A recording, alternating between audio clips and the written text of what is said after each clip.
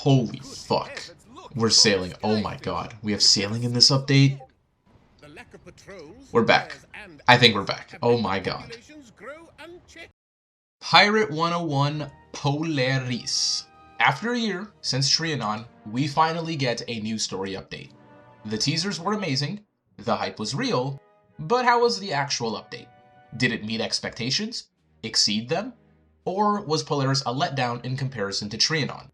I'm going to divide this video into what I consider the three main pillars of Pirate: the story, the gameplay, and the art. I want to start off with the story. In my Valencia Part 3 mega video, I considered the story as well as the world building the worst part of the update. The length was short, but the progress we made with Eldorado was too much. I still can't believe we got 3 map pieces. And of course, the world building issues such as bugs and softlocks made Trianon feel a lot worse than what it could have been. So how did Polaris compare to Trianon? The story was absolutely the highlight of the update. Arc 2 finally looks like it has direction. I think Polaris fixed up a lot of general problems lacking in the previous Arc 2 episodes. Every previous story update felt very Valencia Part 1 coded, where we just go there and after about an hour or two of gameplay, we're out. Polaris actually feels like a world. The ambient penguins, training tome vendor, hell, even the ability to play minigames in the tavern was awesome. KI could have made the entire episode end with us leaving the Imperial Palace, and the whole update would have just been learning that, oh, Napoleon is also a problem now. But they went a step above and actually fleshed out the world. I honestly think my favorite area of the story is Earl Gorge. I want to actually explore the world of Polaris. I want to see how Polaris has changed now that Napoleon is in power. It reminds me of Caramel, where we originally went to see the Cabal leaders as well as Nana, but we also got to explore the world and see how Caramel has changed now that Nana is in charge. What I hope, and I'll talk more about this when I get to the length of Polaris in a bit, but I hope Part 2 isn't just like Trianon, where we go into the fortress, get the Windstone, and leave Polaris for good. I'm also content with how KI changed Oksana. I think it's pretty safe to say most people are not a fan of Oksana. I am glad the story got shifted and they retconned Oksana from being the grandiose villain of Arc 2 to a more tertiary-esque villain who belongs to a bigger faction. Oksana, instead of being a kingpin, she's more of like a deacon, which I think it's kind of funny how the Dragonspire Exiles sound kind of like a poor man's version of the Armada, but whatever, we'll see how it goes. The weird part about Oksana is that she still hasn't made an appearance since Zigzag. We learned through the mayor that she fled to Darkmoor, but seeing as this is only part 1 of Polaris, it's gonna take a while to see her again. Overall, I think the story got a lot better. We have the Armada still on our radar now, led by Queen and likely the Valencian aristocracy supporting her. We have the Dragonspire Exiles, and now we have Napoleon and Polaris as well. So, let's see where we go. Now, onto the world building. Do I like making fun of world builders? Yeah, I do. Jesus Christ, the difference in world building between Polaris and the other Arc 2 episodes is night and day. It's appalling how changing one developer can make such an impact. I am a full believer that for developers, in order to be good, they need to have some sentiment to the games they develop. Court, he may not be a pirate player, but he is a wizard. He wants to see Pirate do well because there is a mutualistic relationship here. If Wizard does well, Pirate does well, and vice versa. Now, I know people may say, no, MTN, the last world builder did care about the game and you're just hating to hate. You think so? We're really gonna look at Zigzag and claim there is heart and soul put into this? I can accept Zigzag for the garbage it was if it was fan-made content made by some edgy teenager like a Pokemon ROM hack. But this is a game you have to pay to play. I have no shame or pity for calling out bare minimum effort when I see it. And guess what? The world builder changed, and the new story update is a joy to quest through now. The camera angles, the lack of bugs or softlocks, hell, even these very minuscule additions like this one where Oleg finishes talking, there's a pause, the camera pans to a cave, and Oleg suggests that we go that way. Or how about Sinbad and Hercules trying to pry the fortress door open? I love this. Court, you're a great developer, and although I'm definitely going to mess around with you and I'm going to try and rage bait you whenever I can, I am so glad you are working on Pirate, and I hope you are here to stay.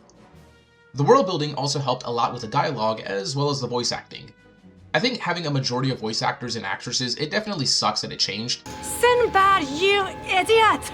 But I think most people accept it because they understand it's not exactly easy to convince all of the cast to just magically come back and do more voice lines. Some even have sadly passed away. The only way you can hear their voices again is through AI, and judging by fearsome rubber ducky videos, I don't think most people want that in Pirate. The great world building helps to mask the voice changes and still make Pirate 101 feel like Pirate 101, even in 2026. And definitely, my favorite part of the update. We got to sail once more. I'll be honest, this was amazing. It felt like I was 12 years old again, sailing to Monquista or Valencia for the first time. You really don't notice how good you have it until it's gone. I know it's only the spiral thread to Polaris and there's no actual skyway, but this was still great. I seriously hope we can see an actual Polarian skyway as well as sailing to an actual island for part 2. Also, please make ship combat faster, KI.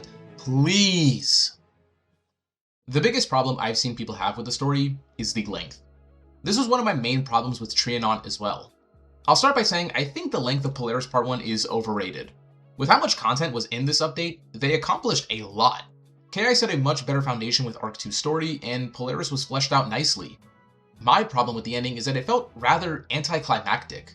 We don't even fight a boss before Part 1 ends. Just some privateer bears, get a bomb, and well, that's it. Trianon felt fulfilling because we tussled with Queen and got map pieces. So unless there's more to Polaris Part 1 by the time I upload this video, the ending is awkward. This is one of the reasons I wanted a level cap increase. I get that there's not a ton of content to warrant raising the level cap to say 80 for example, but no XP does detract from the overall experience of the update. I think getting no XP amplifies the negatives of Polaris such as the anticlimactic ending. I think even if we only got like 2 to 3 levels and we stopped at level 77 or 78, that would still be miles better than no XP or level cap increase. I understand when people want to say, but guys, we got sailing, we got cool new lore and great world building. How can you not be happy? But some people don't care about that. Some people just want to quest for more levels, new gear, new powers, and new epics. If those are not present in the update, it is a net negative. Overall, I give the story a 9 out of 10. I think they accomplished a lot with the resources available, and my only issue is I wish Earl Gorge was longer before it ended. The next thing I want to talk about is the art. I might as well address the elephant in the room. There's a lot of reused assets from Wizard 101 here. Walrusburg and the harbor, the Imperial Palace, the River of Frozen Tears, even the fortress, which we will likely explore in Polaris Part 2, is going to be based off the Polaris raid. Here's my honest opinion about all of these reusing of Wizard assets. I don't mind it. I fully understand that Pirate doesn't have a large enough budget to warrant it getting amazing new zones and islands for a skyway. What I wanted is for these areas to be polished as well as retouched in a way to differentiate it from Wizard, and King's Isle delivered on this. Earl Gorge is obviously taken from River of Frozen Tears, but it is changed in a way that makes it unique from the Wizard 101 version. The Sunless Shrine was completely removed and changed for the fortress. I love this, and I want more of it. My main problem with the art involves the combat, which I'll talk more about when I get to the gameplay section, but for now I want to focus on 2 things. The animations and the new powers. I noticed this with ported Wiz enemies like the polar bears where their animations are shorter than the pirate attacks. I view this as a similar problem to world building bugs where the quality control of these aren't very good. As with reusing zones, it's fine to port over from Wizard as long as what you're porting over is polished. If the timing and the camera angles of these animations get fixed by Live Realm, awesome. The powers, on the other hand, I'm kind of disappointed in. We're really starting to get into that area where we are reusing way too many pre-existing pirate icons for powers. One of the things I loved about Trianon was the new art created for the powers. Some of them aren't anything extravagant either, like Deadly Shadow Dance is just recolored Grand Shadow Dance. But these power icons, they're pretty sad. My assumption I'm rolling with is that King's Isle's art budget and time is getting siphoned over to Ravenwood Academy, so there will be less for Pirate and even for Wizard. Man, I really hope Ravenwood Academy doesn't completely shit the bed because this can negatively affect the budget towards Pirate in the future. Overall, I'll give the art a 6 out of 10. And finally, the gameplay. I'll be upfront and honest with this. I think the gameplay is the weakest part of the update. I already mentioned the lack of a level cap increase. Getting XP and leveling up is a huge jingling keys moment for the average player. Not everyone is fascinated with the spyro geopolitics the game showcases. Some people just want to get their XP, get their new powers, and go crazy. I'll start by saying what I liked about the gameplay. I love the fight designs. I think adding terrain was great as it adds a layer of strategy to fights. I think making certain enemies have restricted movement is also genius. I'm a huge fan of forcing players to have to engage instead of playing protect and letting the enemies come into them. Yeah, screw you Musketeer players, I hate all of you. I also love the Grizzleheim bear fight. I was a little iffy with solo fights, but I did enjoy having to strategize instead of defaulting to the bread and butter playstyle of my class. I think this fight can be frustrating for more casual players, and I think a cool way to bolster this fight is to have more than 3 companions join us in battle.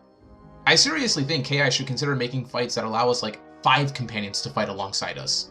I love having enemies and allies joining combat mid-fight.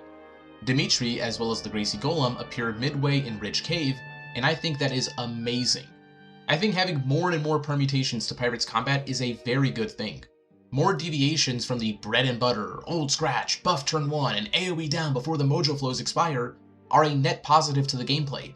I really want to see this explored more in the future, especially in regards to difficult side content.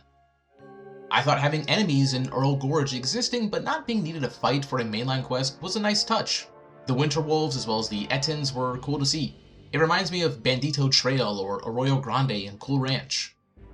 And lastly, I like Oleg. I'm a big fan of making companions completely fit a certain role such as support.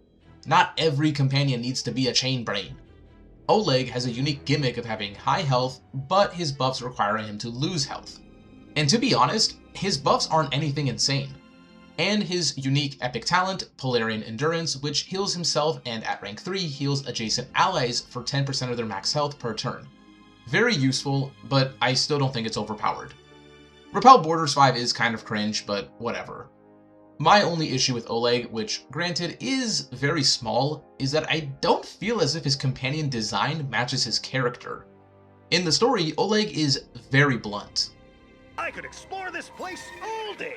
No, you cannot. You will die. You will all die. For you are weak, and Polaris is cruel.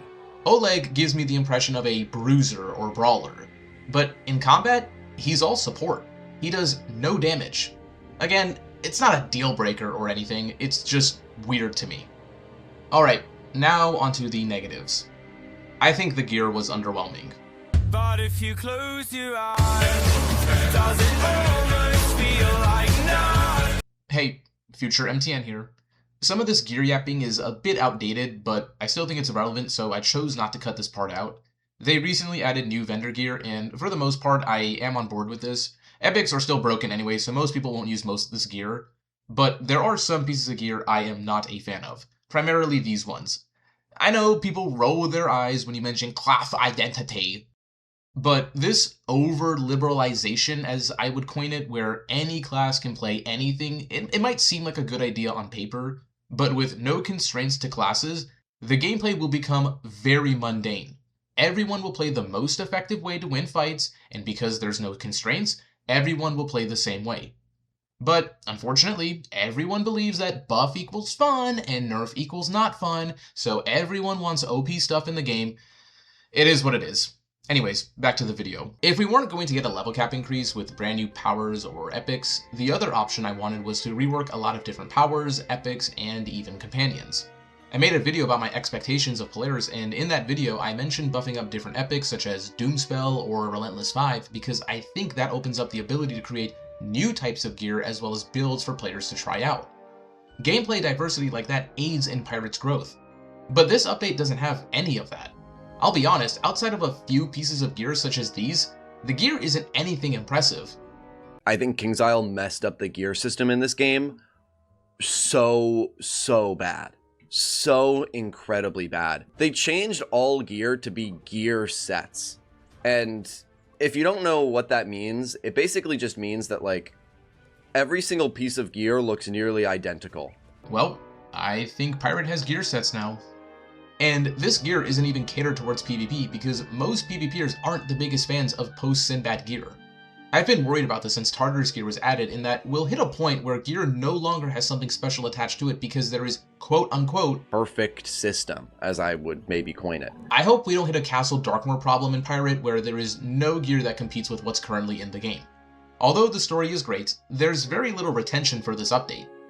This can be good for Test Realm since less pieces of gear, companions, and epics allow for less testing, making Polaris come out to the live servers faster, but it'll also end up making the update feel shorter as a result because, and this is something I would argue is one of Pirate's underlooked issues, is that there's not really anything to do after you finish the update.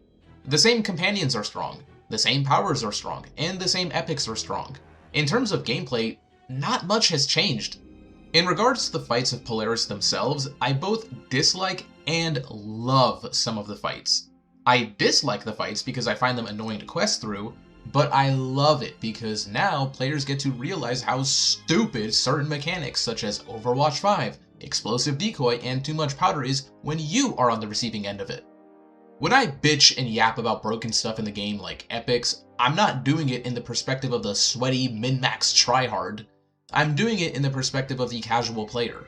Granted, I do think PvPers have way more knowledge of the game than a PvE player does because the PvE aspect of the game, for the most part, doesn't force you to strategize nearly as much as PvP does. But even with that, there are certain things that just shouldn't be implemented into the game, and I'm thrilled to see people complain about them. Volatile gameplay is not fun, guys, I promise you. I can maybe accept Overwatch 5 or Too Much Powder on, say, a boss, but a random mob? I don't know about that one. Also, please, for the love of God, lower Miracle Mitch prices already. People want a challenge, but Mitch forces players to play meta because if you lose, you get heavily punished by having to spend 40,000 gold per companion. It's a terribly designed system. Lastly, I wish there were companion changes. This update has brought us no reworks, no buffs, no nerfs, nothing to companions. I mean, sure, we have Oleg and 2 more companions maybe for the Polarian pack, but I wanted more. Maybe I'm asking for too much because as far as I know, there's only one developer that works on gameplay stuff, but I am still a little disappointed. Maybe we'll get a bunch of reworks around wintertime? Who knows? Overall, I give the combat and gameplay a 5 out of 10. So, what is my overall thought on Pirate101 Polaris? I give it a 7 out of 10. I think it's good. I think with what budget KI has, they did great. It's really odd though, how the best part of Trianon was the gameplay and the art, but the story was bad, whereas for Polaris, the story was the best part, but the gameplay and the art suffered. But I think, with all that being said, Polaris is the best update we have had since Pirate101 got revived. I think it set the stage for a much more interesting arc too. Prior to this update, I was borderline checked out of Pirate's story altogether, but now I'm more interested than I've ever been. I think the developers are really starting to find their footing with the game. It was a very turbulent learning period, grant you, especially Zigzag, but I think we are past that now. I believe Trianon is what finally pushed the Pirate101 ship off the shores, sailing towards a brighter tomorrow, and I think Polaris is a great indicator that we are on the right path.